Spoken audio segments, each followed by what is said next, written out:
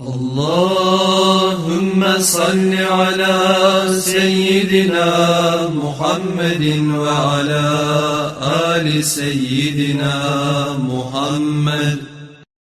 Bismillahirrahmanirrahim. 93. hadis. Yaxşılıklara alasamatını boliginden an Abi Hurayrattan Allah razı bolgur.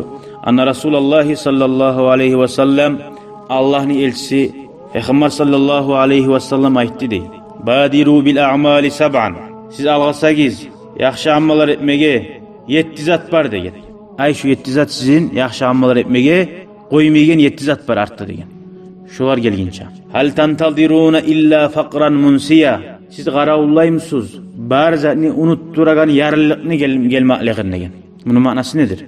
Qarawullama, qarama, şu yarılıq gele alip ola. Aw ginan mutghiya. Yadamsa adaştıragan bayliq. Yarılık unutturagan bar zatni.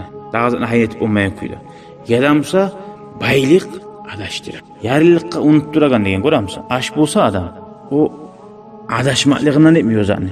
Aşlık unuttura barzanı. Durçu. Baylık musa unutturmay o barzanı prekrasna bila. Etme tarih geyinna, yaxşı geyinna. No adaşyallığı var onun. Bilamız baylık adaştıra. O dağa da yaman. Av maradan mufsida ya da avrunu qarawulagamsız pasad etegen degen. Adam çarxın pasad etegen ya da bir ayaklar avru ala. Durçu avru neçe türlü bola. İnsüldet oya, infak gelip bola ala. Aw haraman mufnida ya da qarawulagamsız qarlıqni haqıldan tayip ters söylegeni qoyagan. Bar salların savumsa da fayda yok. Tersine söyleyeyim olsan bitti. Haqıl taya qaldı. Aw mautan mujhiza ya da olim bar zatni seni alğasa birden oytiri qoyagan olimni qarawulamsız. Aw dajjal ya da siz dajjalni qarawulagamsız. Dajjalni bilasizçi. Faşarru ghaibin yumtalar amma şoçu lapta yaman zattır şonu qarawulagamsız. O gelgen son etemen deyim sen.